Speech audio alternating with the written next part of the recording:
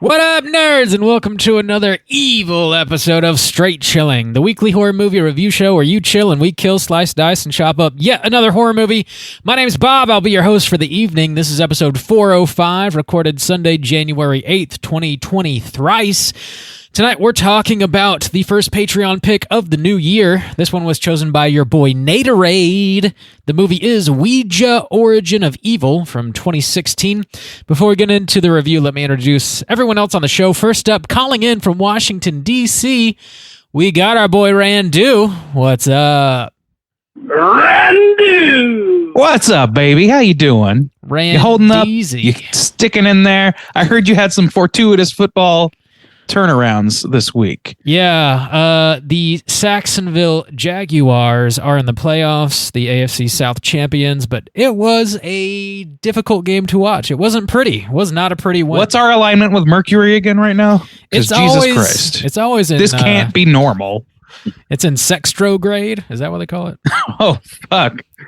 Sexy grade? Sure, yeah, that's what they call it. Sextrograde. Yeah. No, you had it right. Yeah, nailed it. Okay. Well, congratulations to the Jaguars football team. That is my bag, baby. Last but not least, calling in from Saxonville himself, we got your boy Soju. What's up, man? Oh, what up? It's your boy Ouija, Origin of Stains here. Ooh, low effort of the this week. stain. Yeah, the origin. Oh, boy. Real low effort this week. I see. Nah, I spent a lot of time on that one. Oh man, hours of R&D. It's an evil stain, too. Did you? Who here grew up with evil with this game being pronounced Ouija board? Ouija. Ouija. Oh, I heard sure. it Ouija. Yeah. But I think it's almost funnier. It sounds almost like more of a Hank Hill thing to say Ouija. A Ouija. I don't know. Board. You boys play with the Ouija board? Ouija. Got a Ouija. hard paw there. A hard... The Ouija board. Ouija. I hear some fools down south, baby, playing with them Ouija boards. We don't support. That's not a Texas accent. I'm developing here. It's a riff. Come on, stick with it. Sure. Have you guys ever experienced anything like creepy or fucked up when using a Ouija board? I have never used a Ouija board. Yeah, I've used Shit. a Ouija board maybe one time in an apartment a rented home that I shared with you. So I can't imagine you were not involved in some capacity. Yeah, I'm sure I was there. I've used it a few times, and the planchette usually just sits on its ass and like nothing happens. Like, well, goddamn. fucking Hasbro. That just means you're a fucked bunch me of again. God-fearing, right-thinking motherfuckers playing this game. That's why. Yeah, but I fear God, and that's why the Ouija board won't talk to me. There you go. I'm scared of him. Oh God, please. He demands my fear, and I give it willingly. He feeds on it, some might say. Just 10% of my fear. If it's good enough for God, let's go ahead and tackle some housekeeping real quick. Here's another reminder. We have our February poll currently posted on our Patreon website. If you support us at the $5 level or above, you get the chance to vote on a movie we're talking about this February. The theme for February is Women in Horror Month. We got 3 movies, all with female directors for you to choose from. The titles are Raw, Censor, and Slumber Party Massacre. Oh. You know, I'm trying to find a bump to play in this segment, but literally everything would get us canceled if I bumped it during that. Well, don't do that, Randus. Bob, how are those numbers looking so far? So far, it looks like Slumber Party Massacre has about 50% of the vote. Raw and Censor are both at about 25%. Fuck yeah. Okay, well, it's a That's slight crazy. shift from last week. Slight maybe. shift, yeah. Still plenty of days left to vote in the month. Cool. Make sure you get those in before the end of January, and we'll see what we're talking about this February. Mm-hmm. There's really not a bad pick in the bunch. No, there's not, honestly. They would all be pretty dope to talk about. In other Patreon news, we dropped a new mini cast last Friday. If you support us at the $10 level or above, you get access to a whole back catalog of Patreon exclusive episodes. We're almost at 90 now. We're just about hit 90 on there. We add to that every month. So 5 more months coming up on summertime. We'll be at 100. Absolutely. Yeah, we'll be over God 100. damn. Which is insane in the membrane. Last Friday, Juice dropped a mini cast where he was reviewing season 1 of Wednesday, the Netflix show. Ooh, Wednesday. Yeah. Some of the Slack crew is throwing some shade my way. Yeah. Oh, did you not properly toe the company line? Well, no. I don't support this man. They were just giving me some sass and all good fun. But yeah, so I talked about that and I was pretty favorable and fair, I would say. You would say. Yeah. I would say. I did a full review of my statements and I found I did nothing wrong. Yeah. So I'll take that. But yeah, check that out. Wednesday, big hit on Netflix, with the goth kids downtown. So, Jenna Ortega, check that out. Check it out. We speaking of Patreon, we do have a brand new Patreon supporter we got to give shout outs to. Hell yeah. A big thanks to our boy Tyler L for signing up on Patreon and showing us some love. Every dollar you contribute goes right back into the show, and it allows us to keep saying dumb shit every single week. So thank you guys. Thanks for the only thing that allows it. Yeah. And here we go. Here we go. Straight chill and salute. Slap my ass. Slap my ass. The only way that the government will give us true free speech is if you support us monetarily. You like free speech, don't you? Set us free. Yeah, you're a real big free speech absolutist, aren't you? Donate some money today. One ass lap at a time. Set us free. Thank you, Tyler. This coming Friday the 13th, we're going to be dropping a new video on our YouTube. Juice, you want to talk a little about it? Yeah, God, I hope so, right? Yes, come with me. Yes, that is correct. We are headed back to the Haunted Hideaway. Oh, shit. Bob has cooked up another new, fresh, delicious, horror-themed tiki cocktail. Oh, shit. Well, kind of tiki. I don't know, Bob. You lost your coat a little bit. It's okay. Yeah. That's what I'm going to call it. But this one is called the Packanack Sazerac. Is that correct, Bob? Nailed it. Tell us all about it. Friday the 13th themed. Yeah, it's I came up with a twist on a classic cocktail, the Sazerac. It's not a tiki cocktail, but it is a very old, very classic cocktail that was created in New Orleans, Louisiana. It's got a death curse. It has a death curse. Never heard of it, never been there. I don't know anything about it. But that's all I'm going to say about the drink. If you want to know the specs and all the inside trader secrets, watch the video dropping on YouTube this Friday the 13th. Yeah. All right. Fuck yeah. Fucking yeah. Bob, you got all kind of extra shit going on too, Mr. 6 episodes in 6 days. I know. It's We got a winner. Why don't you go ahead and tell us about all the bullshit you've been doing? Tell us about the bullshit. And we'll pretend to listen and be intrigued by it. I'm not going to pretend. Y'all just hang out for about half an hour until I'm done. Thanks. At the time of this episode's release, Let's Get Physical Media will have already dropped a brand new commentary track. Oh, wow. Mikey on and what? Mikey and I recorded a commentary for Friday the 13th, Part 6. Wow. Jason Lives. So, how much does it cost? It's free $99, mother trucker. Oh my You God. son of a bitch. Wow, these responses are so genuine. It's amazing. But wait, is there more? There is somehow more. Tell me about it. Well, yeah, check out Let's Get Physical Media anywhere you get your podcasts, and you can listen to Mikey and I talk shit all over the top of Friday the 13th, Part 6. The last bit that I have here is I had a guest spot that's going to be dropping this Thursday, the 12th. G-Baby and Steve over at Waxing the Porpoise were kind enough to let me ruin their show, and we're going to be reviewing The Fog. So check out Waxing the Porpoise. Nice. It's nice to see you ruin something else for a change. It'd be real. It's real good. So with the way to get out of your comfort zone there, boss. Oh, I know, right? Let's review John Carpenter movies. I've never done that before. The fog fucks. Check it out. It was a lot of fun. The fog does fuck. Thanks to G Baby and Steve for inviting me on again. So fucking this week we got something dropping Tuesday, Wednesday, Thursday, and Friday. Enjoy the content, please. Wait, what's coming on Thursday? My guest spot with Waxing the Porpoise. The thing that I just said. But wait a minute.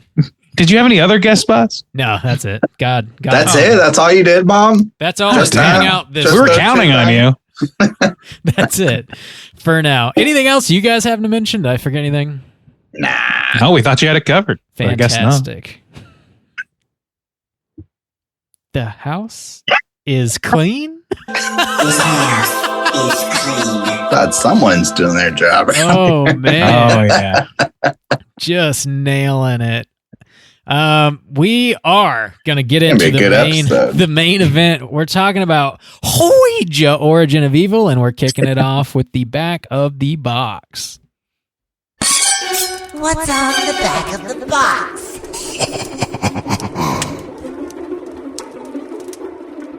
Bob, I know you got this box. Got it. It's right here. You saw it already. How is it? Is it good? It's a fine They box. cost $5? Yeah, something like that. It was pretty cheap, to be honest.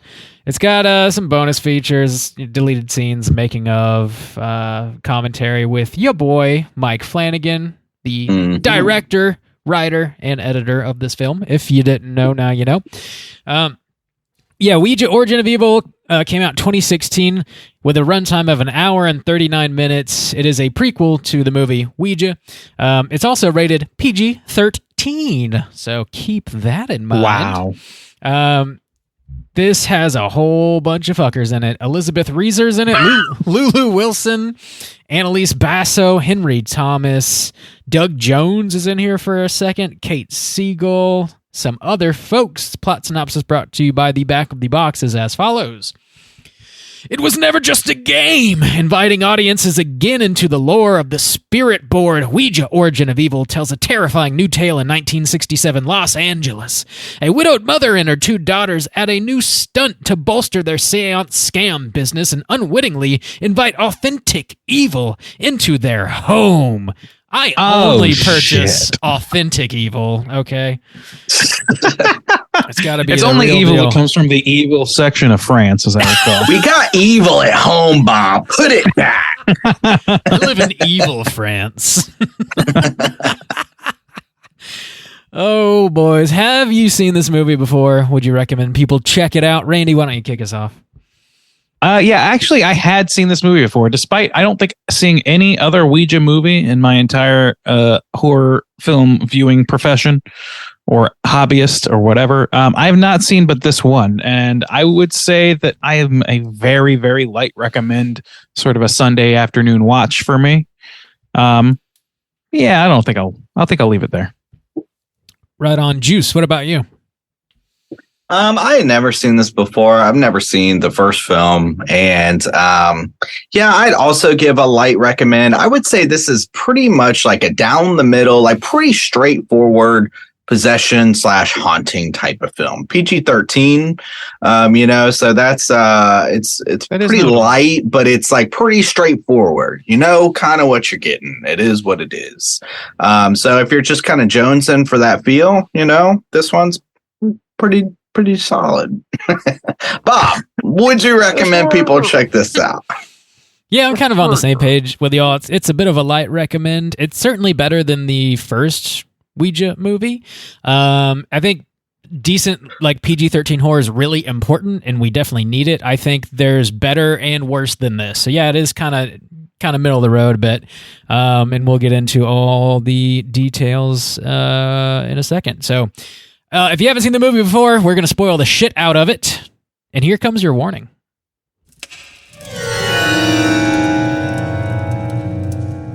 Spoiler warning.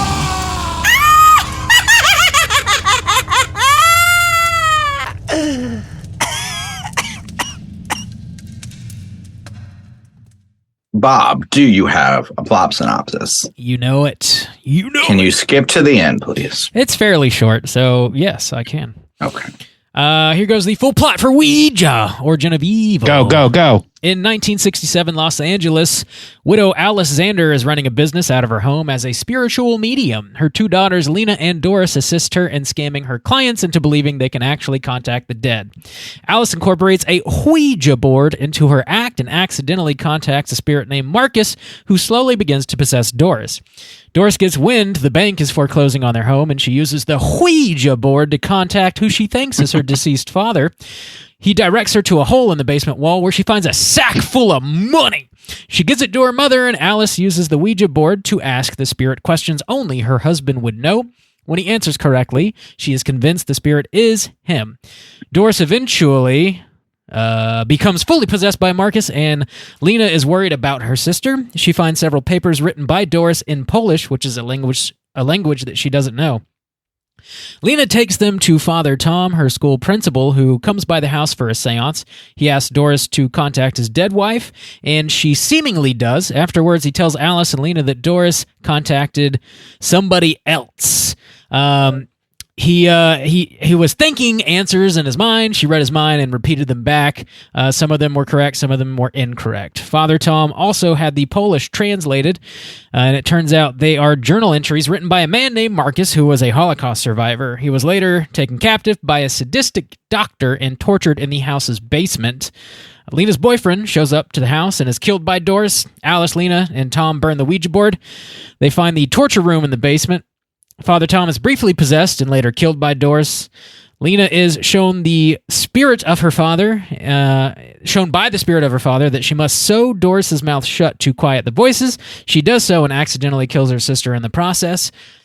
Ghost Doris is reunited with her father. The spirits then possess Lena, and she stabs and kills her mother. Lena is committed to a mental institution for the murder of her mother and disappearance of her sister. Lena creates a Ouija board on the floor of her room and tries to contact her sister's spirit. We get one final scare of an evil Doris flying towards a doctor at the hospital, and then there is a post-credit sequence that takes place 47 years in the future, where a still institutionalized Lena receives a visit from someone claiming to be her niece. Roll them credits that have already rolled. Wait, claiming to be her niece? Yeah, her niece. Wait, did I miss? It's a post-credit sequence. Oh, I didn't see that. I didn't stick around for the... It's like the Marvel universe. It's like... it's pre-Marvel, dude. Can you say it one more time? The Marvel universe. What happened? The niece? What? Yeah, so Lena is Lin Shaye shows up. Yeah, Lena's still in the crazy bin, and then her niece shows up, and she's old because it's 47 years later. There you go. How does her niece show up? Dude, the niece, they don't show the niece. It's a reference to the first movie. You gotta watch the first movie. No, I'm not gonna do that. You gotta do it. You have to do it. So who is Lin Shaye? Dude, it's in the first movie. It's not in this movie. You gotta watch the first movie. All right. Damn. Are you calling a cootie queen, you lint licker? I'm not going to do that unless someone pays me. You lick this lint. Hey, they paid us for this one. Mm-hmm. No, I watched it. Yep. You can buy Justin. Manny or word. I got $7.50 to watch Ouija. Whoa. You can buy Justin for a low price of 69 cents. That's a low price. So here's the movie. Yeah, so this movie, I was talking to Bob yesterday, and I was kind of like, this like really just feels like a Conjuring light. This came out, I don't know, 7 years after The Conjuring, and Conjurings are, so maybe you could say, if you wanted 3 years. Oh, really? Oh, okay. First time. Okay. So, if you wanted to kind of go the route of, I want to watch a movie like The Conjuring, but you can't go the hard R, I think this is a pretty solid alternative. Yeah, I think this movie kind of sets itself apart from the original in a lot of ways, but something that like really does catch your eye is sort of the 1960s aesthetic of this.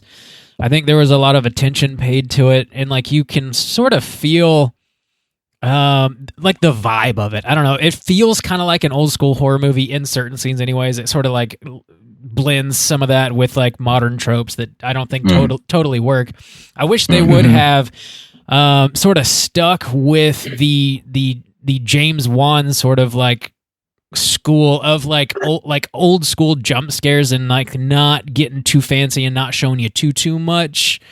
They sort of get away from that old school 1960s 70s horror movie feel, but I dig, like, it's got a very like filmic look.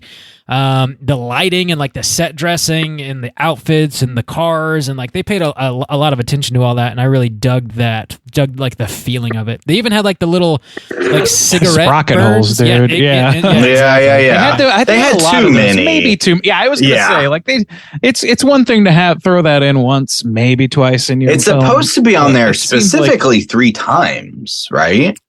I don't know exactly. It's like I don't remember. I think it's twice. I think it's reels. Yeah, okay, twice. Ones. Yeah, I mean that's what I'm thinking of. 3 reels. Yeah. So yeah, it was like 5 or 6 times at least, because I noticed it pop up a lot too.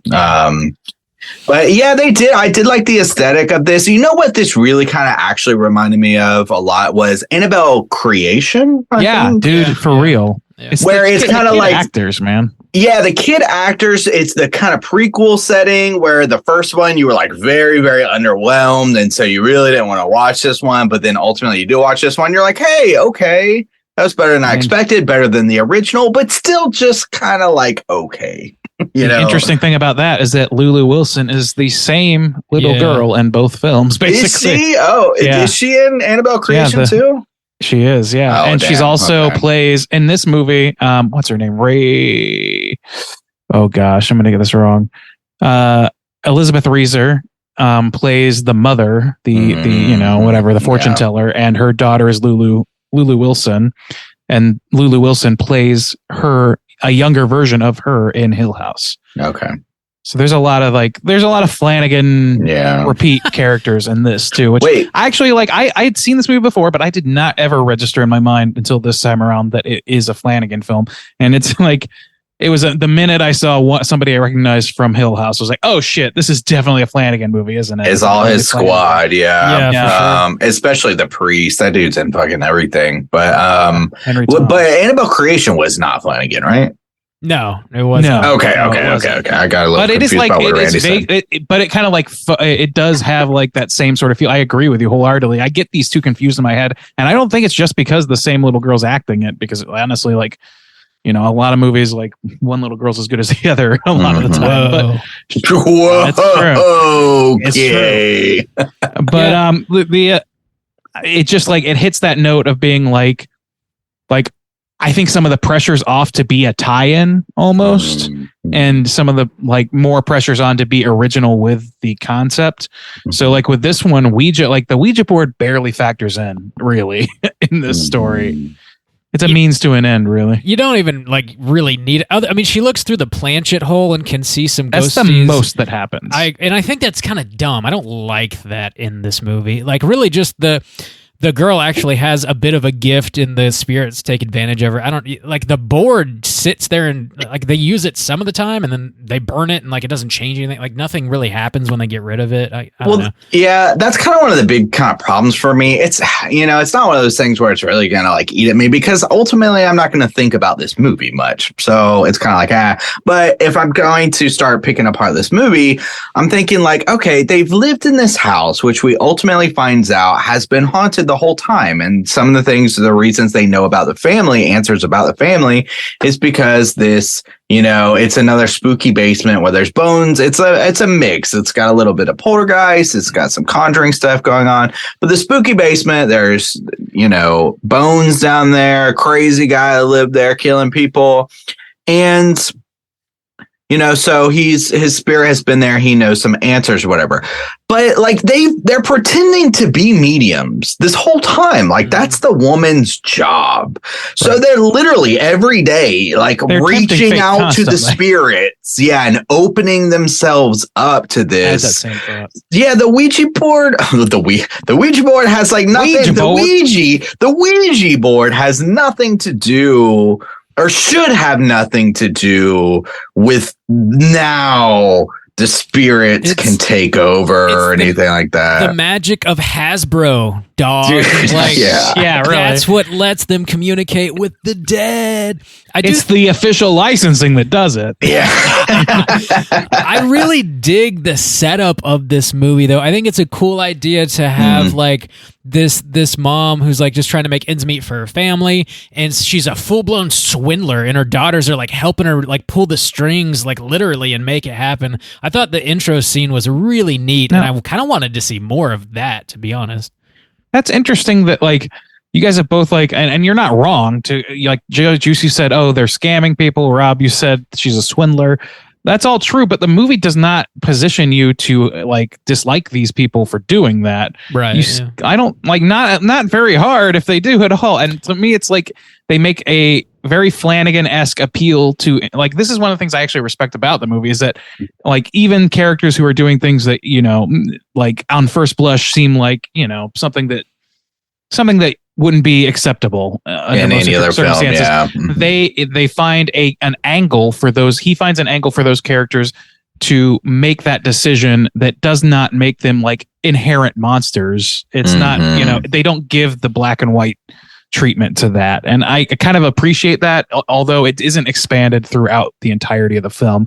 It's really only in bits and pieces that you sort of see that level of empathy going forward, and really only with these three characters, which are the important ones, in fairness. Now, I will say I was actually pretty sour. I mean, not in a strong way, because you're right. He does treat it in a much more kind of gray area thing. But I was pretty sour on the mom through a decent amount of this, especially when she's keeping her daughter out of school, and making her like do this thing. I don't know. It just, you know, Flanagan definitely softens it and, you know, gives her the single mom really struggling kind of appeal. I don't know, but there were a couple times like the way she kind of handled the like foreclosure and the like making her daughter stay home from school. And I don't know, there were certain moments. Yeah, there really, I was like, this mom kind of sucks. It's the school thing that really bothered me, because that was after she found the fucking fortune lining the walls of their basement, where they weren't in, like, if they had done that scene before their mortgage was paid off, when they were really like barely keeping the house, I could make the exception, like, but it seems like it was out of sequence in that way. Yeah, well that's why they try to like kind of soften it, where they do the whole thing of, oh, we're actually going to help people. But it's like, well, why would you keep your child out of school? Yeah, exactly. Like I can be okay with that to the extent, like I can be okay with it, except that you keep your kid out of school at like when there's no reason, like you want your kid to get an education, right? Like that's the right thing to do, you know? So you can't say that you're doing an even bigger right thing by, you know, having a second or third session with this one woman or whatever, because they really only show a couple of people in the hot seat that get this treatment. I don't know. That's the thing that really rubbed me the wrong way. And like, it's that it really doesn't, like, I feel like there was a lot of cooks in the kitchen for the writing in this situation. I think Flanagan's input was fairly limited, because I kind of see him in the feeling of being like, oh, I do this because I help people and I understand that way of thinking as an empathetic person. But then you start like looking at closer at the other way they're behaving, then it kind of seems more scammy than you would like your lead characters to be. Yeah, I think the Lulu Wilson's character Doris, I think she plays her pretty damn well throughout this movie as like a child actress. I think she's up there. There's that one specific scene where her older sister's boyfriend, whatever his name is, comes by and she's like, "Do you know what it feels like to be strangled to death?" And like just starts explaining it and freaking his ass out. I thought that was a great scene. You know, I turned to Becky when that happened. I was like, where were all the Wednesday Addams people when this movie came out? Because that's some Wednesday Addams bullshit right there. Yeah, like Christina Ricci could have read that line in fucking Addams Family 3 and it would have made perfect sense.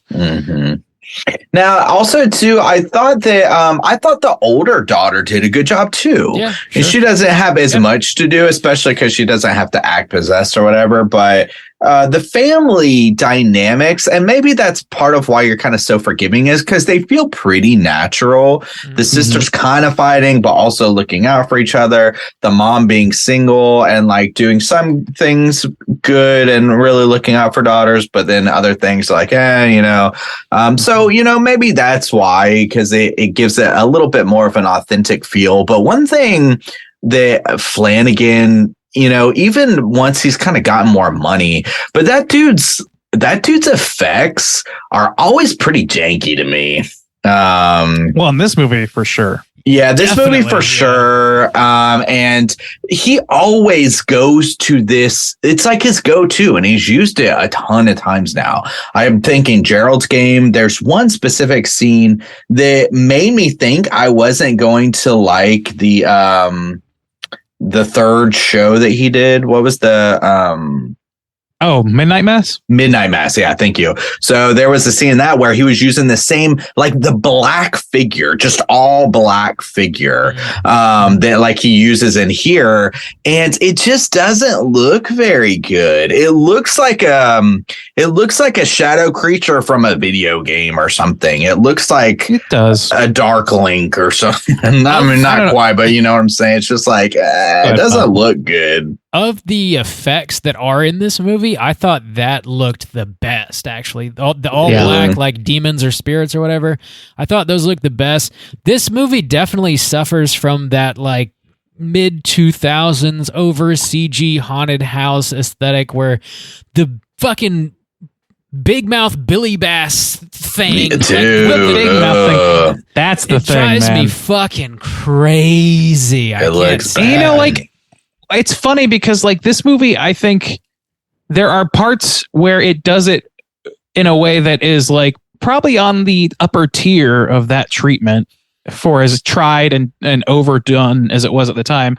There are a couple shots where like, the creepy smile lands just right, I think. You know what I mean? But this is like the sort of thing they're trying to capitalize on this again with like smile and all this other stuff where it's just like, it seems like something like an image you'd come across on the internet, not like an actual moving image in a film that you're supposed to be taking seriously. It just doesn't work. It just doesn't work. It doesn't look real, as the unfortunate truth of it. And I think that the all black demons, I can at least kayfabe that a little bit because it's like, okay, they're demons. Yeah. Like they don't look like they're dripping tar or whatever. They don't look like Beast Wars characters. They do look like they belong in the situation to some extent. I can get by with that because they're supernatural. But when you get to things like, my mouth is disappearing and you're really focusing on that. Yeah. And it just like, it really doesn't read right at this time. I think this was like right before they really started getting truly past the uncanny valley on some of these effects. They even had the whole like Doris flying at the camera and her crawling on the ceiling and the wall. They hit like all the speedy boxes. Crawls. Yeah. The only thing they didn't do was like have her sister pull a crazy long strand of hair out of her mouth or some shit. That's like the only thing they didn't do. They hit all the trademarks, which is it didn't need any of it, you know? They did, but that's where I felt like, this being a PG-13, it's again, kind of like what I was saying with Smile and I was saying with some other things. Like, if this is the first time you saw something like that, then sure, it would be effective for you and it would scare you as a teenager, probably.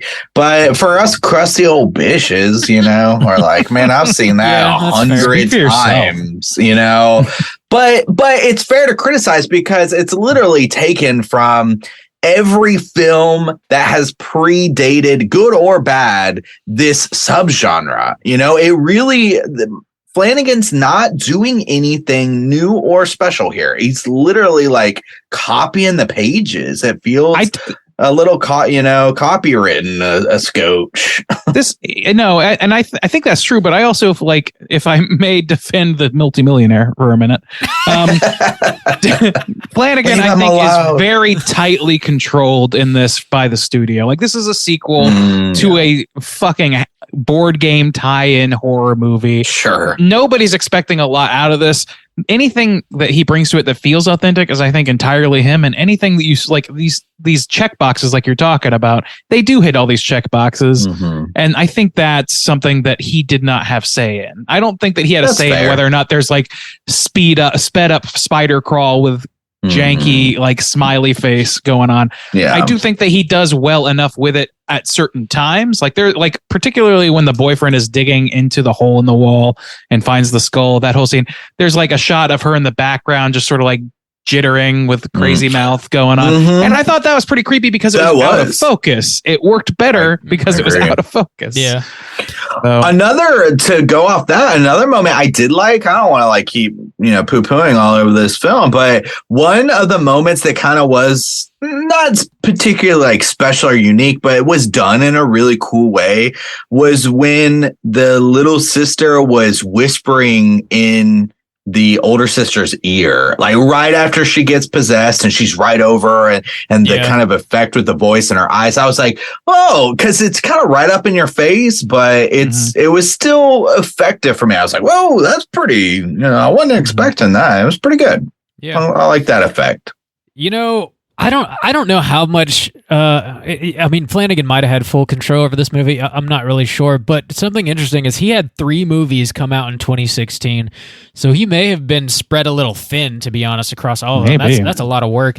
But he had Hush came out, Before I Wake, and then Ouija, Origin of Evil all came out in the same year. I think Before I Wake was shelved. I don't think he actually made that in 2016. I think it was shelved for a couple years. So he probably only. I've never seen that one. I haven't either. I haven't even heard of it. I'm looking at it. Yeah, neither. Hush was big when it came out, or like it was one of those kind of like underground. It had rumblings. Yeah. Mm-hmm. Yeah, like a Ouija Origin of Evil had rumblings for being like better than you think. Yeah, and then Hush had rumblings for being like, oh, this is the like it was like. It felt like more Flanagan's baby. And this is all just instinctually how I feel about them. I don't know either how much involvement or how much control he ultimately had over either project. But I mean, even in stuff that he's made for Netflix, which we know he has full control of, you can still see some of those sort of goofy tropes used, but he's refined it and it works way better. But still, like the Big Mouth Billy Bass is used. Yeah. Well, even I think, and this might be a subject of a video of itself or something, but if I'm looking at Flanagan's this haunted effects that he's doing, I think Midnight Mass mostly kind of stands on its own because it was pretty unique what he ultimately did with that. Yeah. But he has done a lot of these hauntings and these houses and possessions and stuff like that. And I really think the pinnacle is Hill House. The effects, because I think there's an open mouth Billy Bass thing going on in Hill House as well. Yeah. But in that one, and also subtle and more sparing. Yeah, and you see little elements too in here of the family aspect we were talking about, the kids and kind of giving it this emotional spin, but also this like nostalgic spin. And so like each one of those things, I agree. I think he is interested in those things. He's kind of like got these tools. So you can see the strings that he's pulling, but ultimately it's kind of like we were talking about with X last year, where, X did a lot of new things within its realm, but at the base of it, it was kind of taking this, we know what this is, and I'm going to make sure that I have the solid foundation of the realm I'm playing in down. And to give Flanagan credit, I think he's got that. He always, even though he's not, breaking anything, doing anything crazy in this film, I feel like he's at least going into this realm knowing that, like, I'm going to have this solid foundation. This is the playground I'm going to be messing around in. And he sets it up well. He pulls it off well within that realm. Mm-hmm. Yeah, I think that, like, this is a chance for him to cut his teeth on, like, the modern horror movie tropes. This is a guy who, like, just 3 years prior made Oculus. And that's clearly what got him these 3 projects he's been working on in 2016. Oculus. Yeah, he did. Yeah, and that's like one of his first films, Absentia. I don't really know a lot. Oh, this is dope. Damn, Flanagan's. But like the idea that like he had these 3 projects makes perfect sense to me. That Hush is sort of like his director's project. Ouija is sort of his commercial project. And then I don't know what Before I Wake was. Maybe that was even like, who knows? But like, I think that makes a lot of sense as a career trajectory, that he's learning tricks of the trade from a modern movie where he has a little bit of money to play with effects and sort of see what he can do with them. I don't think breaking new ground is what he's aiming at even. I think he's trying to make a commercial success that hits these tick boxes while also bringing enough of his empathetic like approach to the characters, empathic approach to the characters as he can within that main frame of structure. That's not the right word either, but you guys understand. Yeah, we know. Well, to kind of go off that point too, if I was working for one of these studios or something, and I'm considering directors and things like that, to go off your point of like this kind of being his commercial thing, it shows some as a director and a partner to kind of work with. It shows that he can play by the rule book of the studios without making something that's just complete garbage, which we see a lot of people do and bitch about, studio interference on all this stuff. And I sympathize with that. Absolutely. But he's got a good style that can bridge that gap, which is fortunate for him, I think. Yeah. It'd be like if you all of a sudden you had to watch, some Hallmark Christmas movie, but it actually turned out that you were like, wow, that was pretty good. We just expect them to be kind of throwaway garbage, but it doesn't mean that they have to be. It doesn't mean that they have to be like blow your fucking mind, artistic, genius things or anything, but at least like put some kind of respect into your craft. Yeah. And that's what I feel like this is. It's like, hey, you know what? I can recognize that this is based on a fucking board game, big studio production, throw it out, to get butts in the seats. But I respect the hustle because it seems like you actually put some effort into it. Well, he put effort into it and knows enough about what he's doing and his style to infuse it all. Like he's partially lucky that his style it works well with this kind of movie. True. Because some like young David Lynch want to direct this movie, it would be fucking bananas and it would not be a commercial success by any means. But like, I don't know. I think that there's something to be said about like, as an artist who's like getting a few opportunities, taking a route that is purely like, okay, this is me learning how to be a technical director. I'm going to learn how these technical processes work. I'm going to bring as much of my flavor to it. Like, I think that every director who makes these movies, I think they're all trying. I think the guy who made The Nun was trying, but like Flanagan is a good director who is only able to show off what he can do in certain forms at that time, and these are what proves his ability, like you said, to play by company rules, but also to bring his flavor to it in a very direct way. Like I don't know, we could talk director style about this movie for a while, but I think we should probably spend a little time back with the main film. Well, I did want to, I started off with some negatives, and I don't want to be like completely harping on this because I think ultimately, we'll get into it with our scores, but it goes back and forth. I mean, there's a lot of positives in here. There's also a lot of negatives too. So I'll jump into another negative, which was the ending of this film. Felt very kind of confusing and flat for me. How did you guys feel about the ultimate ending of like the reveal of this doctor, but then everything that kind of goes down on like in the basement? What did y'all think of that?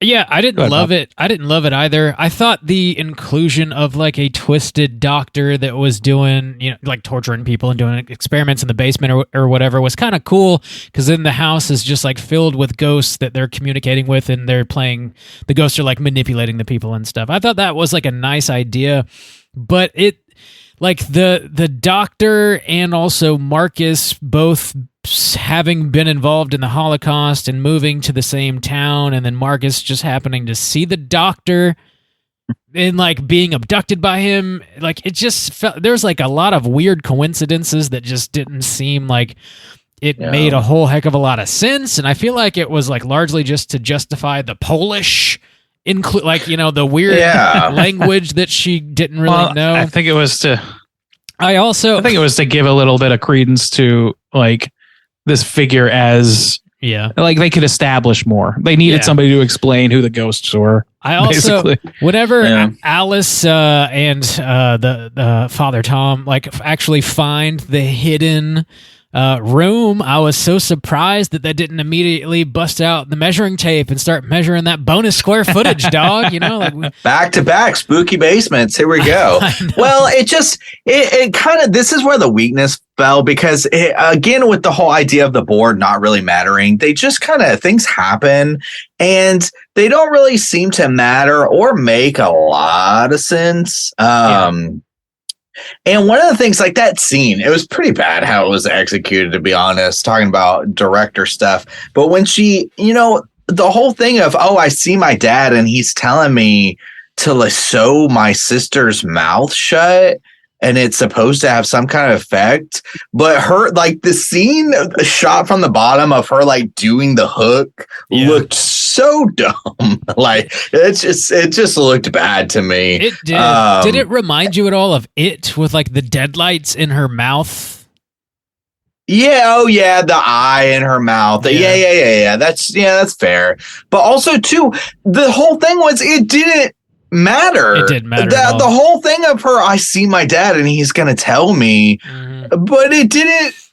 It's like what? And the thing can jump people to people, no problem. It jumps into the priest. It jumps into the sister. It's like, why? It was like, what is I don't know. Doris like screams and then knocks the priest off the stairs, and I guess that's when it transfers. So it's like an audible, loud fucking transfer, I guess. It's very strange. And also something else that bothered me is like, it's not just like a normal possession that's happening in this movie. Because, like, if you're possessed, like, Doris has full-blown fucking superpowers when she's possessed. She can make people do things. The like slingshot. Yeah, she makes that kid shoot himself in the face, and she can read people's minds. Like, that's not a normal possession, and I was kind of confused with that stuff. It doesn't make a lot of sense. Like, I don't really like the way that any of that stuff is played.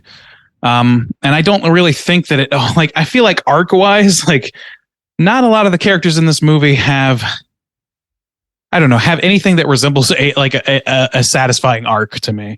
Yeah. Like, I know that a lot of them, get killed. So that's that. But there's just something about like I don't know what the resolution is. Like the only thing, like there's no real resolution with the dad. The little girl goes off with the dad and that's it. And that it was kind of like shot in a way that was confusing to me. I don't know about you guys, but like her, like seeing her dad and seeing her mom there, I was like, oh, is she gonna undo her mom, like unhook her mom now? And then she walks away with her dad, and it's like she's dead, and like the girl killed her. The whole shit, everything that happened down in the basement was confusing to me, and I don't really think it needed that Joseph Mengele approach to bring like shit to it. I think that it's interesting that they did, to Bob's point, like.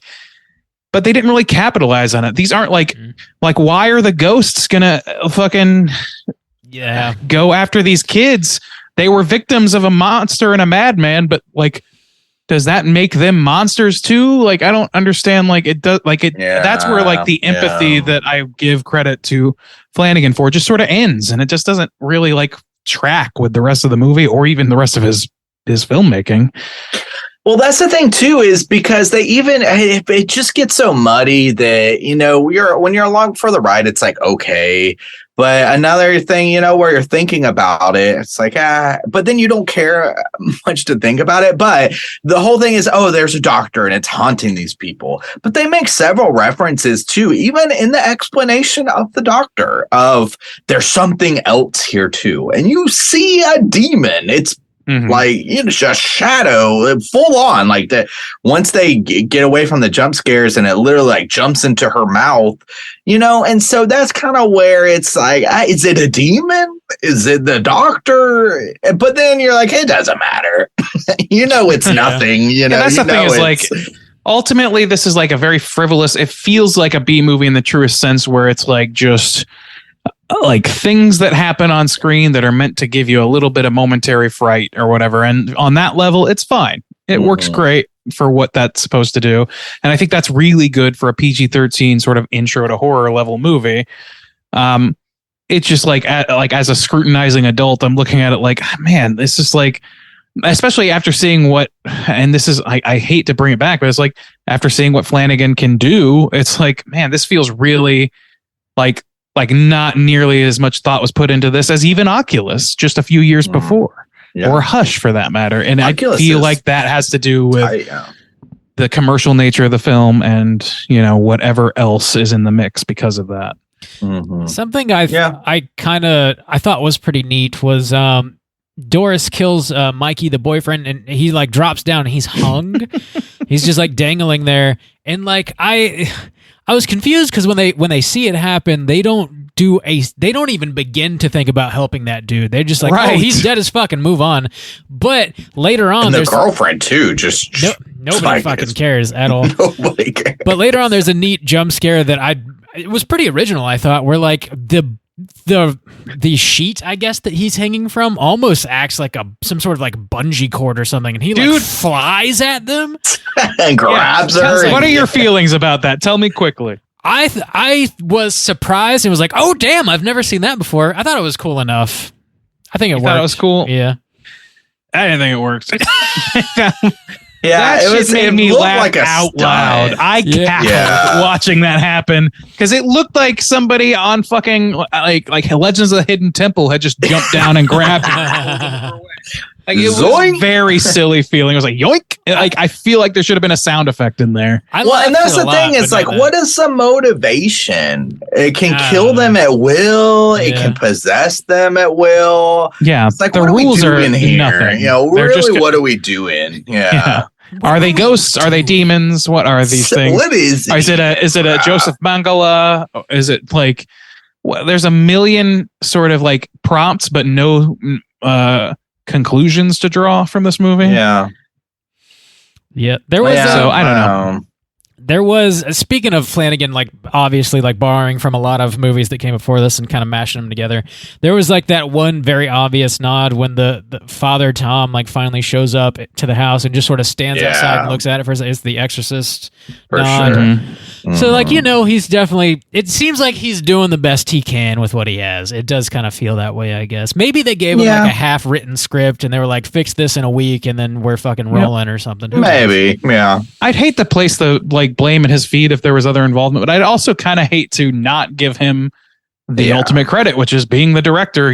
True. Yeah. You have you take the good, you take the bad. As much as I like your other work, like there's some shit here that doesn't quite hang together.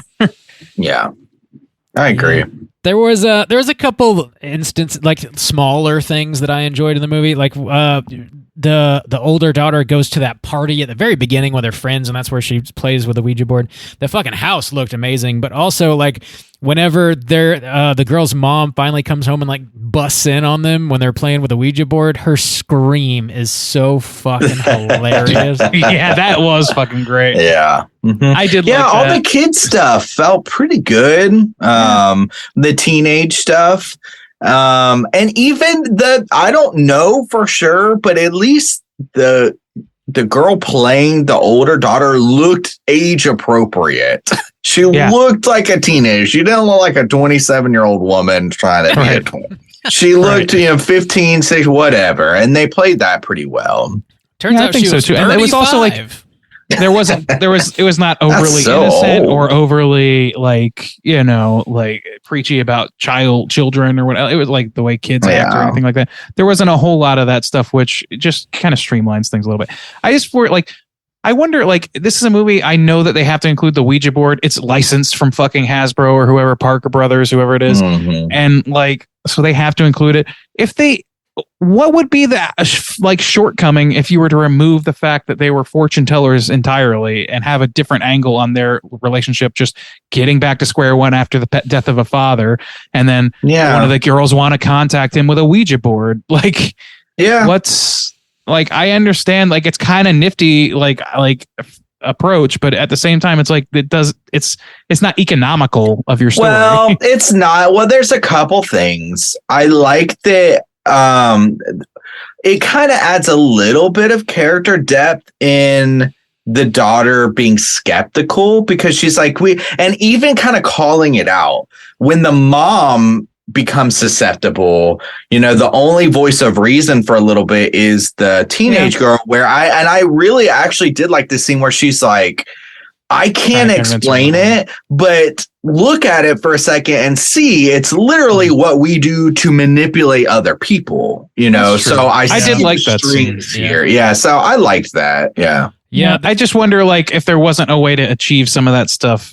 Like, I think it's easy to, because it really this way, it just kind of asks the question of like, why do none of these other seance techniques Like the ghosts don't want any part of that. They only That's care what I about the was officially thinking. licensed Hasbro device. Like, Now, to be fair, it's kind of a double for me because at the same time, I feel like for a movie that's based on a board game, he made it as soft as possible. You know, I felt like he didn't shove it down your throat. It was pretty minimal. There was that ridiculous scene at the end where they burn it and they come back and it's on the table again. I was like, okay, I realize what's going on here. But there wasn't a whole lot of that those moments. And I feel like if we're going to give him credit for, you know, some of it, I feel like I want to, you know, tout that a little bit, saying like it seems like maybe he ran some interference, if I had to guess, and like he really kept it like as minimal as possible,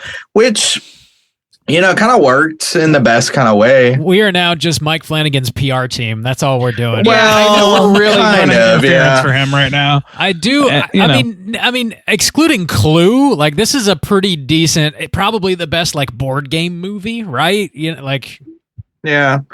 I mean, how many board game movies are there, though? There's that Battleship. fucking Battleship movie. Yeah. Oh, God. I don't know. I guess. Where's those are the our five. Risk game? There's got to be other ones. Those are the ones that I can think Jumanji. A Jumanji? Oh, well, but that was... That wasn't that a made game after the before. Chicken Yeah. or the I egg? don't really know. of. I think the chicken came first on that. Face Off is an unofficial Guess Who adaptation. We all know that. one. Everybody knows that. We all know that. I mean, there's some. You could also lump in video games. Rampage. They don't have good reputation. Yeah. Doom. Yeah. Anything else you guys want to mention before we go ahead and rate Ouija Origin of Evil? We got to review No. that. That's a kaiju movie, you know? Oh my god. Which movie? Rampage. Rampage. Oh boy. With Dwayne the Rock Johnson. Invite the ire who's of the paying kaiju for that freaks, one? please. Nobody pay for that one. Nobody pay for that one. Oh, you just insured it, man. You just signed our death warrant. Mhm. Your protestations. I mean, it's on par with Godzilla 98, Bob. Fuck off. Let's rate this. Now we're definitely rating this. Out of 5, Randuce. Why don't you kick us off? How do you feel about Ouija Origin of Evil? Ouija. Yeah. So like, this is a movie that like I don't actively dislike. Like, I don't hate this movie. And I also, though, like the more you think about it, the more you pry at it, the more you really like dig into the meat and bones of what's going on here. There's some treasure in there, but mostly it's commercial stuff. It's commercial trash in a lot of ways. And, you know, I don't begrudge really the movie for being what it's set out to be. But I do find some shortcomings in the way some of the arcs are handled, like things that are flexible that were just handled in a way that I didn't really think worked great. That said, I think that like I said earlier, like there's a lot of empathy in how each individual character reacts to things, how they're positioned in certain ways to where you understand their motivations for whatever they're doing next. And that's an important thing that a lot of these style movies just doesn't really give a lot of credence to and doesn't spend a lot of time on. They're just out to check those boxes, get something into theaters so that kids can go and fucking watch a movie on a Wednesday night. So like I appreciate the care that was put into this. I appreciate that there's like some teeth cutting going on, but some of the flaws that I would point out besides those are like, I think that some of the mouth effects are just a little bit more than needs to happen. I think that there's a few that work, but I think that like one thing that Flanagan does a lot better later on in like Hill House, etc., is subtlety with those things. He doesn't need to call them out so cleanly. And he doesn't need to put them directly in the center of the frame focus. It works better if you don't with those kinds of effects. So there's some shortcomings there.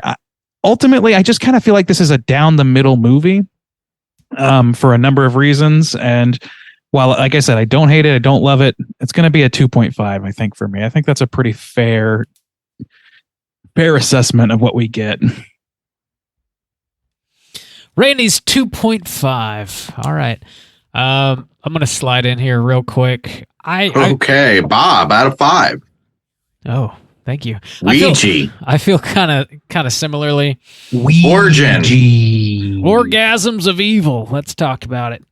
of Evil. What do you think, Bob? Tell me. Come on. What do you think about it? Go ahead. Let me tell you right now. I think the Respond! oh my god, the family dynamic is pretty good. I think the female, like the little girls, do a great job. They're good child actors, and like the mom. There's like a specific moment in the movie we didn't talk about where like her older daughter gets called on by Mikey and she sits him down and like reads his palm and then like very calmly threatens him.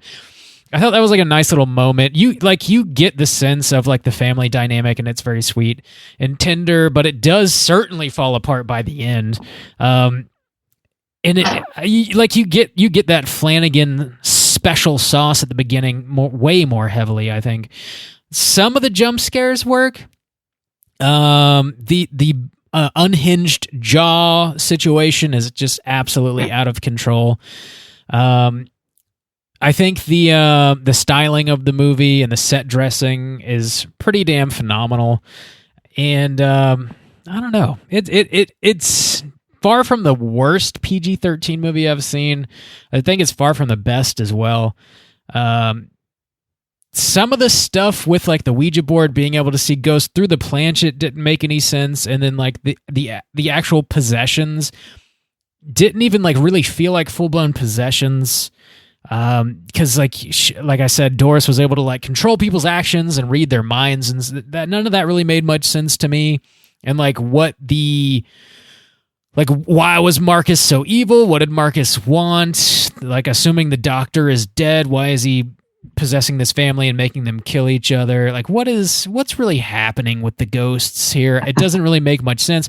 Why does it have anything to do with World War II? It doesn't make a whole lot of sense either. It's a decent haunted house movie though, and I think if I was a 13-year-old kid watching this far before I'd watched like a million other haunted house movies, I probably would have got a kick out of it.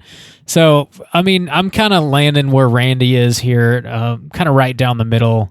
Don't love it, don't hate it. It's okay. I'm gonna hit it with a 2.5 as well. Soju, how do you feel about Ouija, Orgasms of Evil?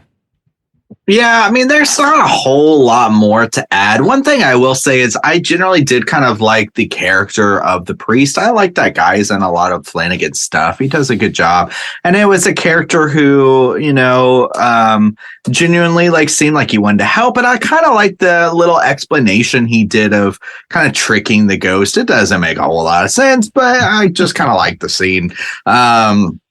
And him, I did like the scene of him going through the process of like getting tense and, he's thinking of something going on, and then he explains later. That was a pretty cool little scene. One more thing though about this is to kind of knock Flanagan a little bit is thinking back, it's almost like too many tropes that he hits. Because it's fine to do an Exorcist reference. That I don't have a problem with that kind of stuff. The little nods. But I mean, when you break it down, you got a haunted house, that's fine. But like the pulling of the sheets, god damn, how many scenes of that are we gonna see in our lifetimes? An evil doctor, a spooky basement filled with bones, a shadowy figure. I mean, there's just like your mouth disappearing in the mirror, but then you wake up, oh, it's a dream. And there's just too many of these like tropes that it's just like going down the line of like, let's just pencil this one in, let's pencil this one in. And there's not a need for a whole lot of it. Sometimes it just seems like trying to get by a little bit. But overall, I feel pretty much the same as you guys. I was fine watching it. Nothing ever felt kind of offensive to me or was like pissing me off, but mostly just because I wasn't that invested. I just didn't care to think about it too much. Which works in some ways and then doesn't work in some ways. So I think I'm just going to land at a 2.52. It really is just like an extra medium type of film. And it feels good. If nothing else, thanks Naderade for uniting the Straight Chillin' crew after our heated episode. We have rare. A baseline film. It's Ouija. Wow. Feels good to be, the boys are back, all together. Boys back there. Group hug. As long as It's naked.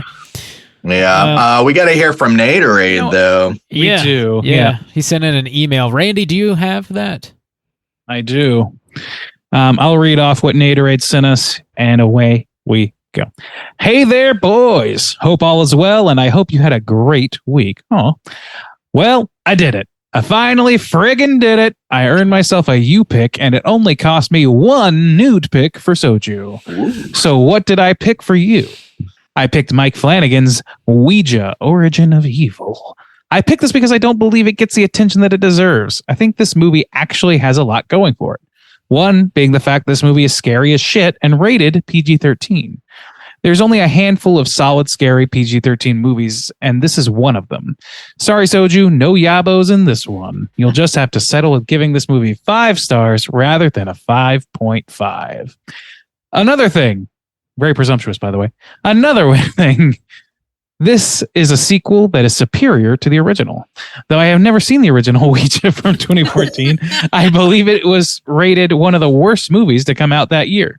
So yeah, it wasn't that tough to beat, but you can still add Origin of Evil to the list of sequels better than the original, theoretically.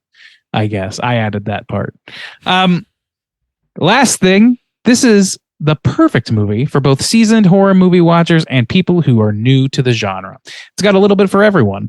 For the newbies, it's PG-13, so it's not going to go extreme violence or terror that could potentially turn them off to horror. It may, in fact, trigger access to more horror movies. For the veterans, such as ourselves, the jump scares in this are top-notch. I'm usually very good at pinpointing jump scares before they hit the screen, and some of them still got me in this rewatch. I give this movie a 4 out of 5 stars, rather. I love you guys. Hope you had a great rest of your week. Hope you have a great rest of your week. Hashtag soft for Soju. Keep chilling, Naderade. Damn, you need to get really brought out the that, softness of Nate. I love that. Soft for Soju. Aren't we all? I guess. Yeah, so like he has a much higher opinion of this than I think that we do generally, but that's fine. I think he makes some good points, though. He this does. is a And good you know, movie the that thing can bridge is, the gap for people who have seen a lot of horror movies and people who are new to the genre. This would be a good one to take, like your niece or nephew who's getting into horror movies, some shit like that. Bob said it good. PG-13 movies are important to the genre, you know, and you don't want to knock them for what they have to be. And so, you know, I do think that this fits in that realm pretty well, and I respect it, you know, for that. But as a movie overall, it's also like really pulling with a lot of pre-established things that other people just developed 40 years ago. You know, I'm still just rolling them out. So some of it feels a little cookie cutter. You know, can't give it too much credit. So I do give it credit, though, like he does for some of the jump scares. I think that some of them are a little telegraphed. Yeah. But not as many as you would expect from a movie of this year, of this style. Mm-hmm. I feel like after, like, it was only a few years after The Conjuring or whatever, and they kind of like brought that back to baseline. Like, oh, you can do jump scares that are like earned. It's, oh, wow, we haven't done that in a while. Let's try it. And there's some of that going on, but there's also some just sort of like hard cut to next scene with a stinger sound and then some crazy face. And that's all it takes. Big old mouth. So there's a couple of cheaper ones, but I think they do go the extra mile with a few of them. So yeah, I would say that's a fair plus in the plus category. I'm terrified of huge mouths, so this movie fucked me up. Okay, these big mouths. I also like want to point out that it was only 3. Like, what was that? Lights Out came out the same year as this, the film adaptation, but the short film that took the internet by storm and is by most accounts superior came out in 2013, 3 years before this movie when he released Oculus, and the open mouth smile and the like milky white eyes, like it's pretty much directly from that short film that was very much tearing up the charts internet wise. Oh, really? I mean, I definitely remember watching it a few times. I was excited to see Lights Out, the film, because of it. But yeah, I'm not saying that it's ripping anything off, but I am saying that I think some inspiration was in play there. Probably.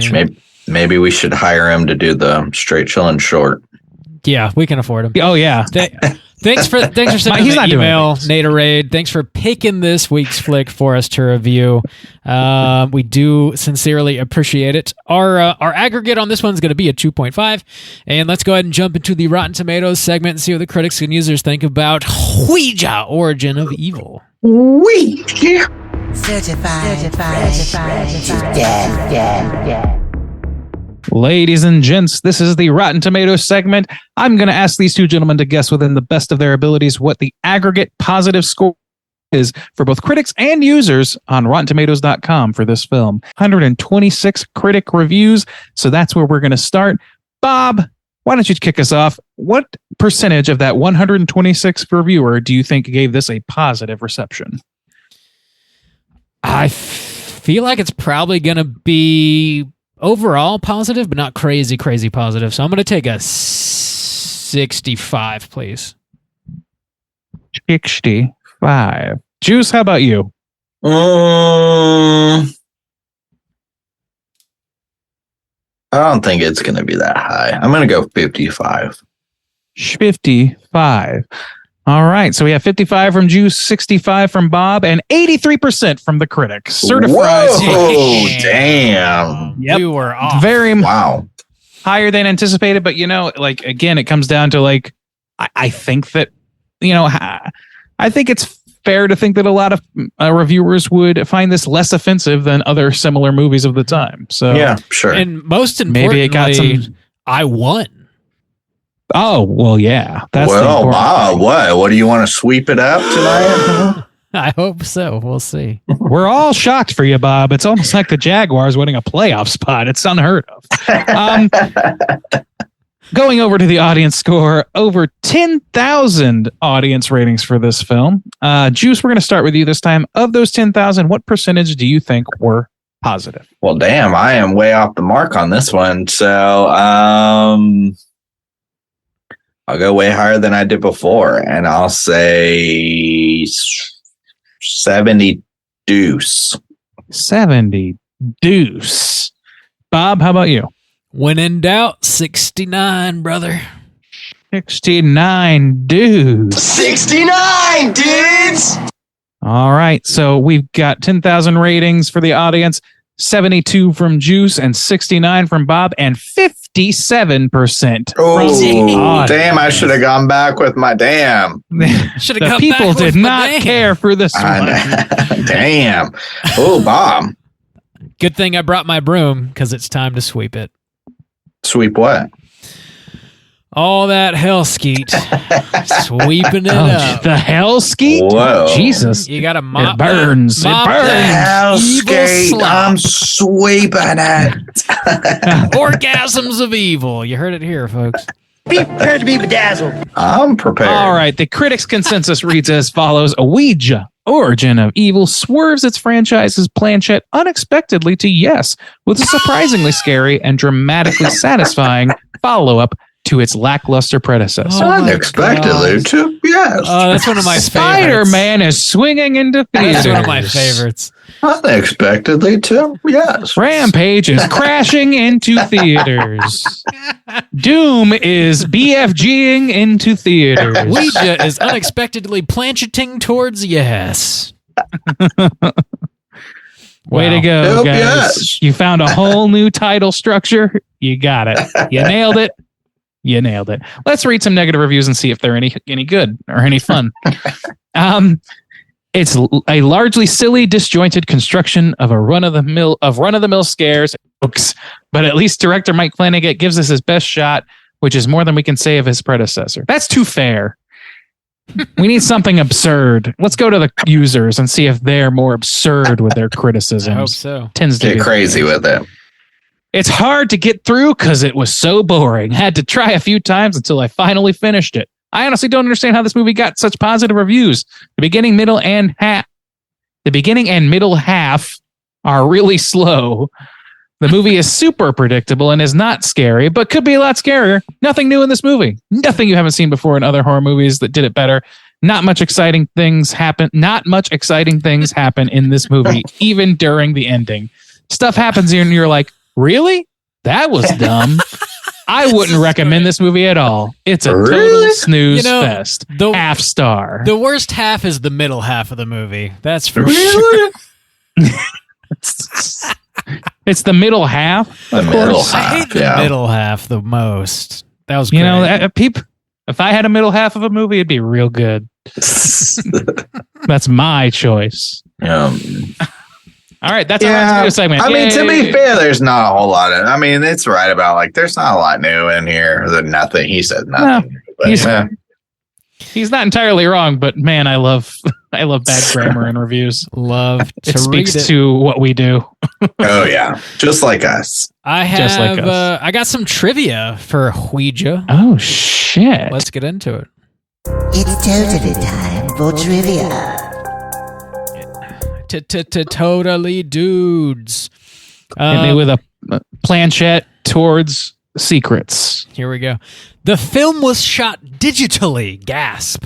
Huh? But director and editor Mike Flanagan, in order to add a retro feel to the film, added elements in post-production to give the appearance of a movie shot on film, including the sprocket holes like we already talked about.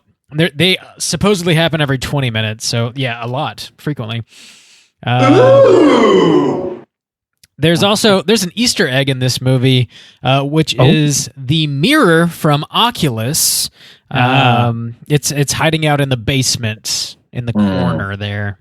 I think that thing shows up in like most of Flanagan's stuff. I think so too. Probably. I heard that it definitely is love. in Hill House. That scene where they go into that like crazy foyer or like behind the door or whatever. I feel like it's definitely in Midnight Mass too, but I could be wrong. Yeah, I can't remember exactly. The term Ouija is, of course, trademarked by Hasbro. And nobody knows exactly where the term came from, but I guess the most popular theory is it's a combination of the French and German words for yes, we, and ja. Ouija. There you go. Ouija. The house. Speaking of lights out, actually, the house used in this movie is the same house that appears in Lights Out. Jesus Christ! All right, they must have shot this fucking. You find a good location, you use it. It is a good location. That house, it's got good bones. Great. It's got good bones. Oh yeah. Oh Jesus Christ. Oh yeah. Oh yeah. This is riveting. Let's go. Yeah, no, we're doing it. Some more information about how the movie was crafted. Flanagan wanted it to look like it was shot in the 70s, of course, so he included some techniques, including antique lenses that he uses, some scene fades and camera zooms instead of steady cams. He also simulated some dust on the negative, which I did not pick up on that. I didn't either. Personally. Me neither. There's some subtle warping of the audio track and real jumps, and also a split diopter where both the foreground and background are in focus. I guess that was popular in the 70s.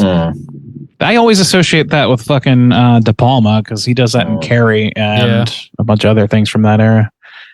Generally, I thought he did a pretty good job. I think Bob mentioned at the beginning of like the film and kind of look and the dated look. Yeah, I mean, generally it looked solid. The fact that he committed to a style that wasn't just like the out of the box style of the time is more than enough for a commercial property like this. It wasn't just like a sepia toned, just some filter and then he fucking it, just rolled. Even like title card, I love the way this title card looks. Even like it's great. And then in the credits, he had it in almost in a fisheye lens sort of thing, like you're looking through the planchette. I thought that was cool too. Like little things like that. They count for a lot in a movie like this, I think. This movie is dedicated to John Yarbrough, credited as J.D. Yarbrough. He worked as a transportation coordinator during the principal photography of the movie, and he passed away before it was completed, which is a huge bummer, but shouts outs to your boy Yarbrough. Pour one out for him. Pour one out.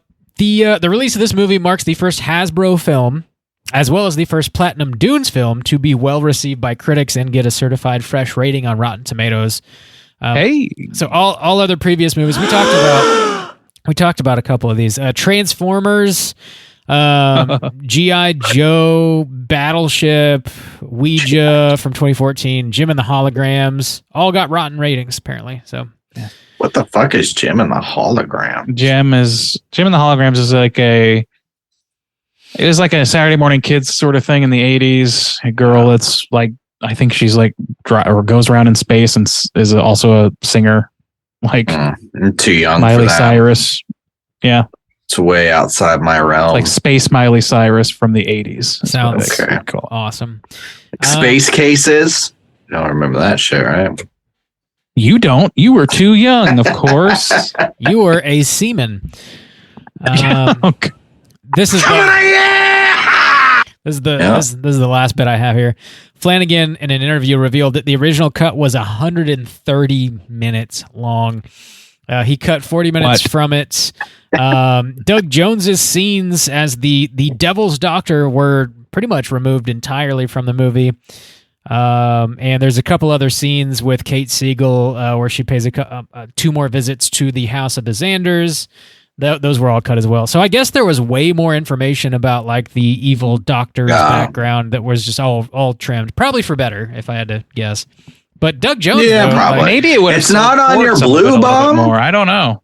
There's not an uncut on your blue. There's definitely deleted scenes on here. I didn't watch them, but some of that might be on there. To be honest with you, 40 minutes is. Didn't watch them. It's a lot. That would make a huge cut. board game movie. And the fact that this film gets missing a whole lot. I mean, we did say it's like kind of thin on some things, but it doesn't sound like those scenes would add a lot there. Yeah, I would like for it to beef it up, and I would like to think that it would, but I don't think there's an amount of beefing it up that would justify 40 minutes, maybe 20. Yeah, maybe.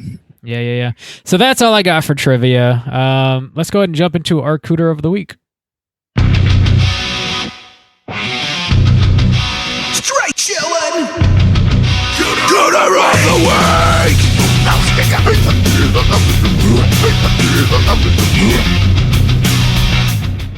Juice, what is a Cooter? Why do we hunt them?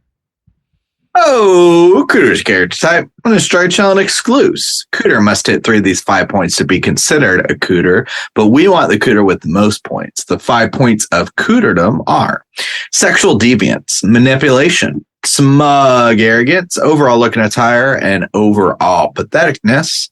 Boys, let me submit a surprise Cooter to you today. Oh my God. Let me say potentially for considering. Oh my God. The mom. Whoa. Okay.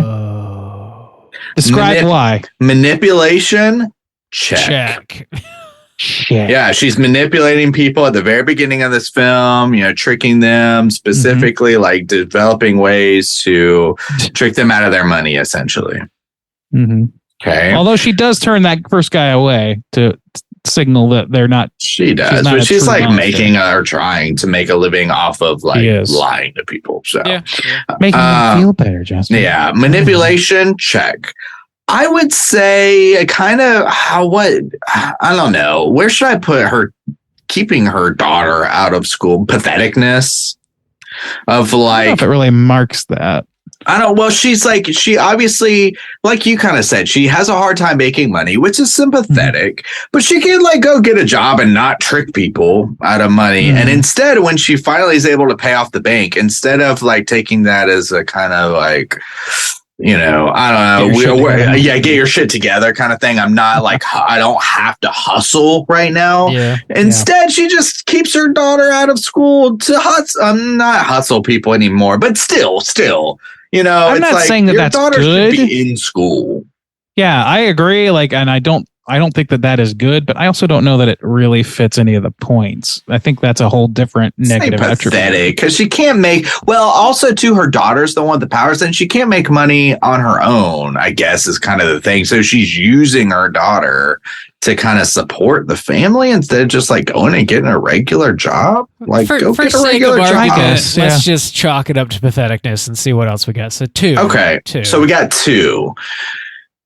Smug arrogance, looking attire, and sexual deviance. The only one that even remotely could work, as far as I can tell, is the sexual deviance, because she's making eyes at a priest, but she never goes to the level of actually like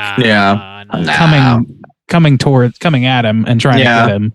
Yeah. So I think they really just relate on a having lost a partner level and sort of a regret of time lost sort of thing. I might have a case for smug arrogance. It might be loose, but This is another thing that bothered me. I forgot to mention it, and so I kind of want to just bring it up anyways, but it might fit. for smug arrogance, when they go to dinner and she's already kind of like flirting with him and stuff like that, and they share a common thing where they both have lost partners, so that's fine. But I found it like, it really turned me off to this character when she's like, Father, you should come by and I'll give you a reading to talk to your dead wife. That's just fucked, and it's almost from this moment where she's like, kind of like, again, using her daughter, because she doesn't actually have the power. She's kind of channeling through her daughter, and she's like, yeah, we can do these things. And to be like, hey, I can talk to your dead wife. Why don't you come talk to your dead wife? It's like, that's not chill. That's a little much. But I also don't know that it's like arrogance so much as like foot in mouth. Okay. Like I don't know. I just don't see it. And I don't really see it in this movie in general. I don't. Yeah. I feel like if anybody was going to be the Cooter in the writing process, it would probably be the boyfriend, but he doesn't. He's a stand-up guy. So. Yeah, he's pretty chill. Yeah.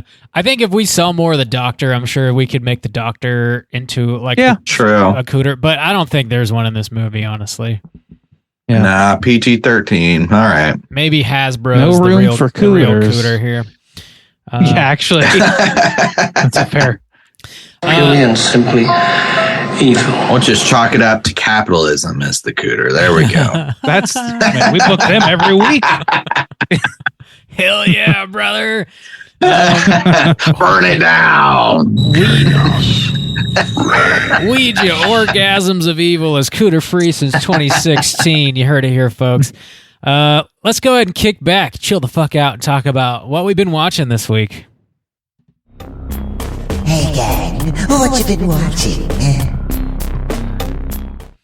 Randoose, what you been watching? Not a whole ton. I have been playing, and I think I mentioned this, a game called Hades on Switch recently, which I know I'm late to the party on that one. That the big first wave is left already. They've announced Hades 2, all that shit. But it's a lot of fun. It's a fun game. I also just started Tunic for the first time, and it is also a good fun game that is much harder than I would have given it credit for on first blush.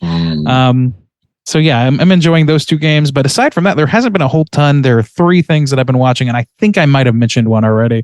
I did finish Severance Season 1. I don't know if I mentioned that last week or not. Did I? You were watching it. So. Yeah. Okay, so I hadn't quite finished it. Severance Season 1, I finished that, and buddy, what a cliffhanger. I'm excited as hell for the next season.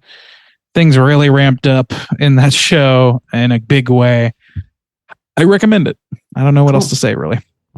Yeah. And then the other 2 things, I did watch The Whale in theaters, which was an extreme bummer of a film, as you might expect from a man named Aronofsky.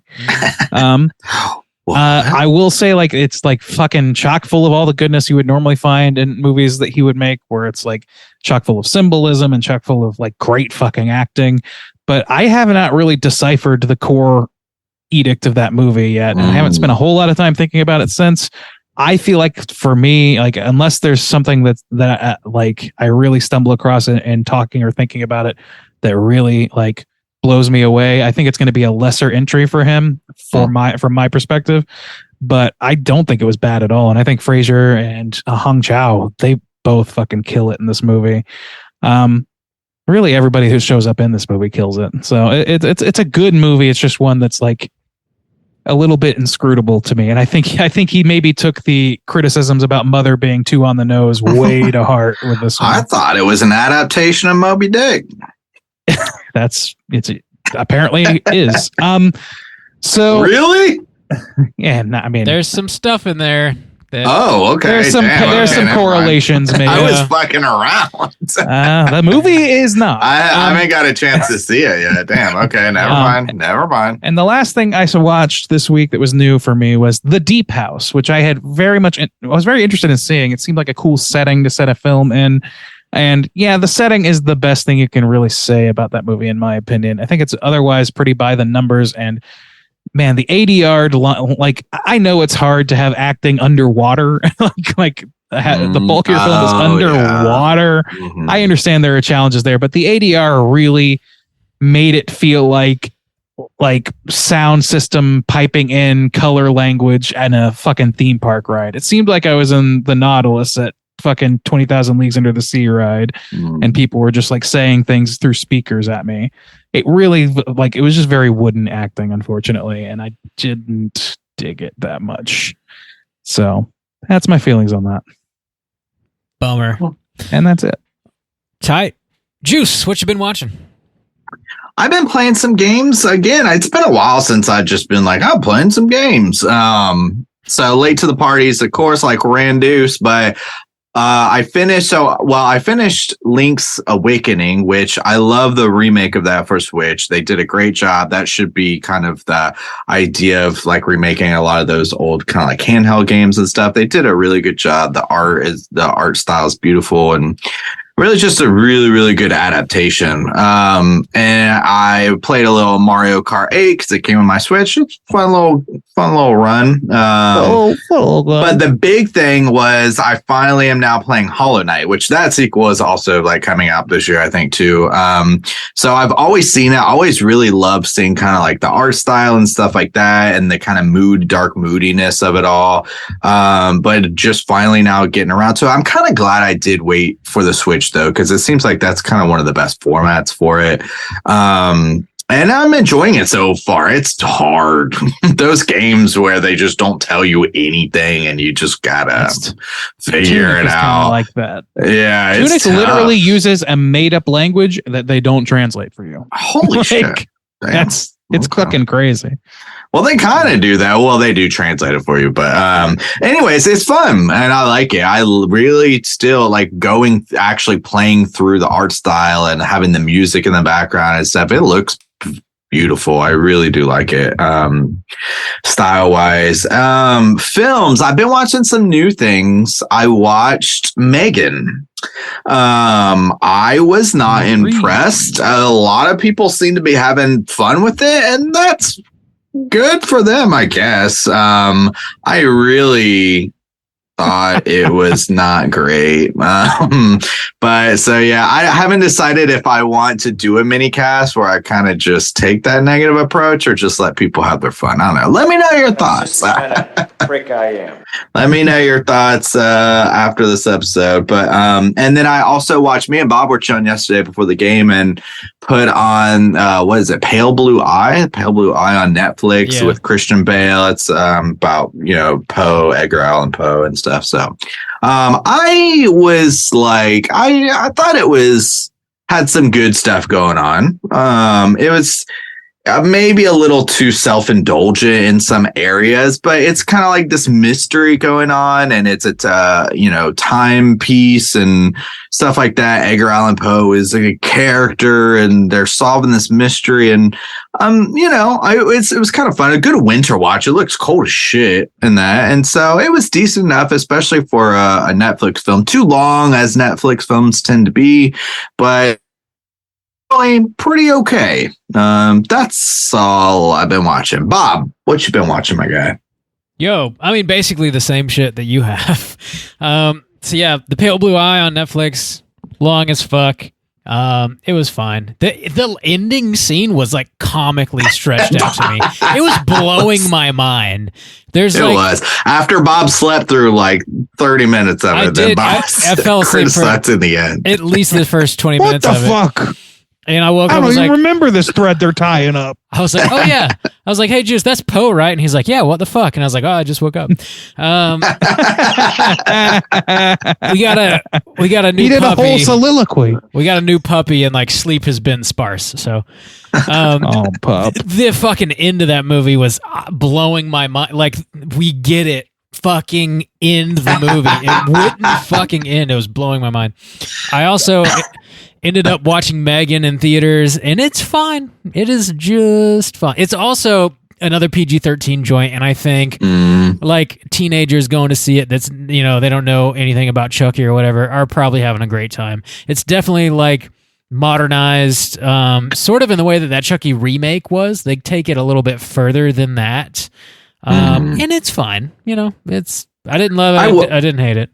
My sister mentioned that she went to go see it Friday night, and but on Saturday because I'd watched it by then. And she's not big into horror, but she kind of likes to dabble to get that little bit of thrill, but she can't go anything too scary. She wasn't impressed either. So I was at least like, okay, I'm not insane. I'm not going because it's getting a lot of praise and I just don't get it. So it made this Chucky can floss. And Dap. It made like 45 million or something, so we're gonna Damn, what? There's gonna I'll save it for Are we gonna get the eventual Annabelle versus Megan film? I would watch that. This is gonna be a Megan deuce. She's gonna deuce on our faces. Oh God. Megan and Annabelle take Manhattan. I'll like it then. Take Manhattan. I'd watch the shit out of that. They just go shopping. That's about it. And then they just have like a random like Chucky appearance where his hand off camera and a laugh or some shit. They're just in Macy's for 6 hours. That's really all I've been watching, to be honest. We do have one more segment to get to, and that is, of course, our Hotline Screams. Hotline Scream.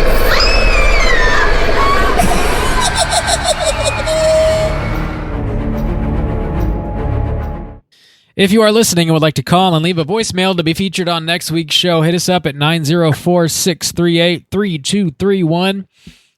We actually got 2 voicemails this week. One of them has some technical difficulties. We're not going to be able to play it. So shouts outs to Chris. If you are listening, man, try and call back again this week and leave your voicemail once again, if you don't mind. We'll play it on next week's show. It just kept... Hi to Chris?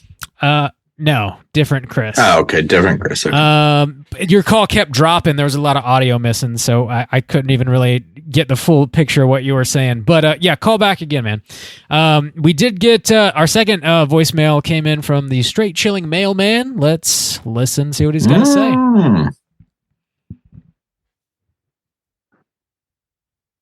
Hey, what's going on, guys? I haven't called in a while. It's a Straight Chilling Mailman.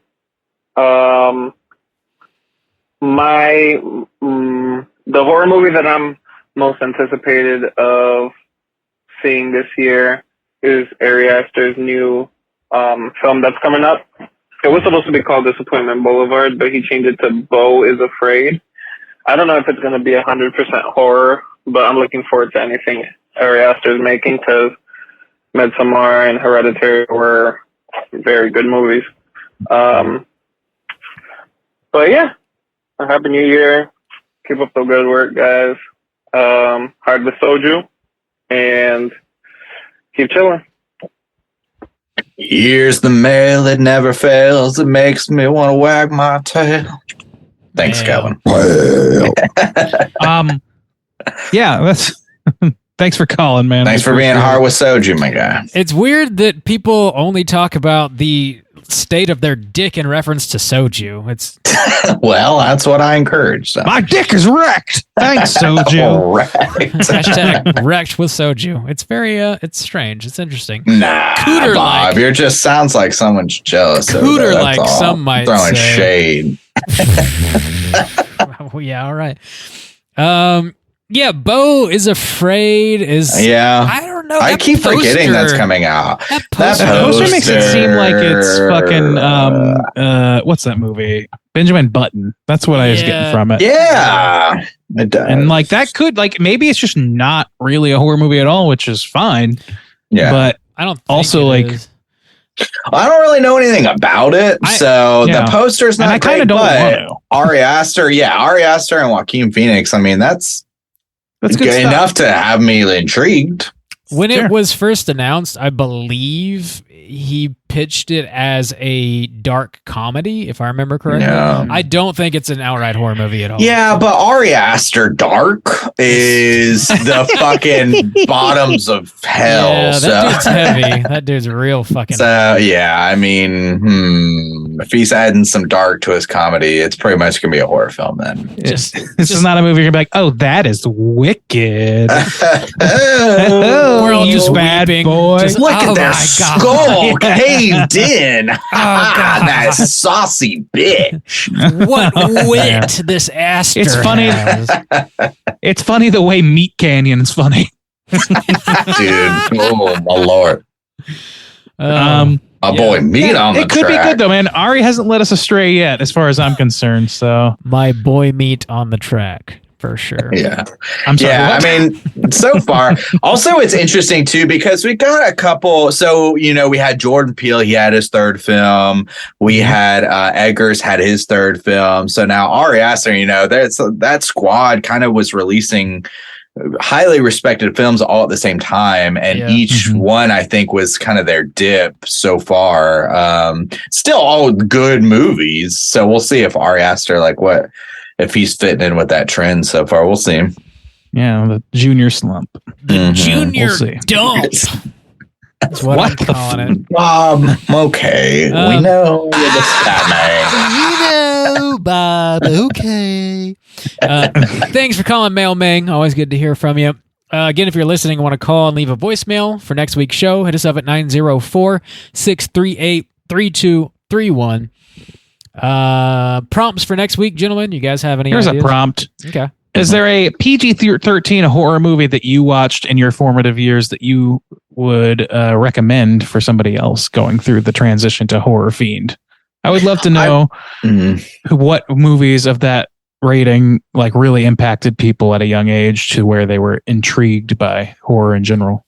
I feel like, didn't we just last year cover a PG-13 movie that we were like, wow, yeah, this should be considered one of the best or whatever for PG-13? There's been a few. I can't think of that. What was it? Do y'all remember what it was? I don't. I just remember talking about that. So I'm looking up now. So apparently Split was PG-13. That seems. Is that true? The Sadness, PG-13. Yeah, Split was PG-13. Yeah. Apparently Scary Stories to Tell in the Dark was also PG-13. Yeah. Oh yeah, and Fear Street. A Quiet Place.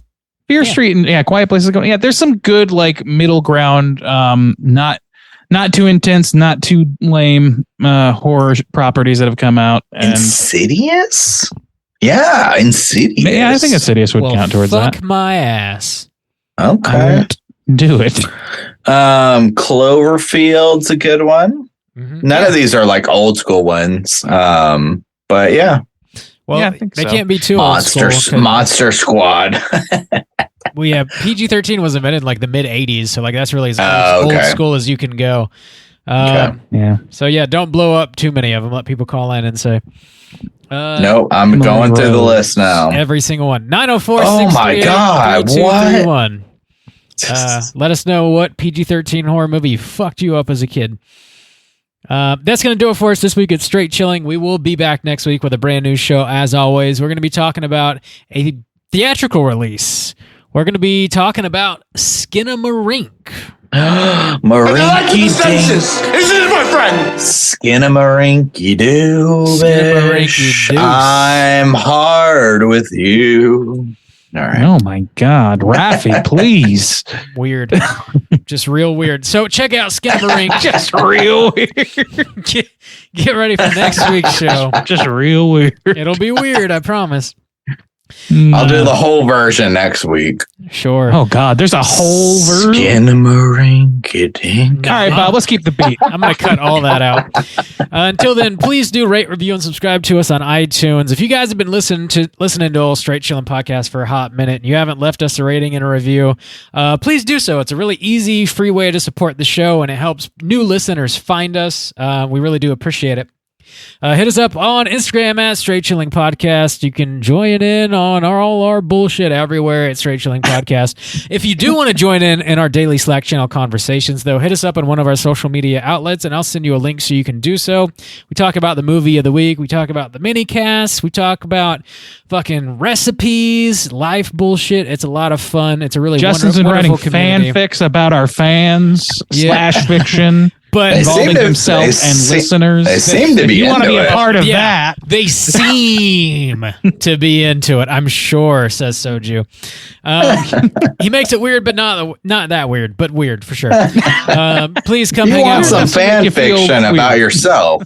Join our Slack. That'll be forced upon you. Do your thing, cuz. Do your thing, cuz. Join us on Slack. Until next week, as always, all you mother truckers, please keep chilling.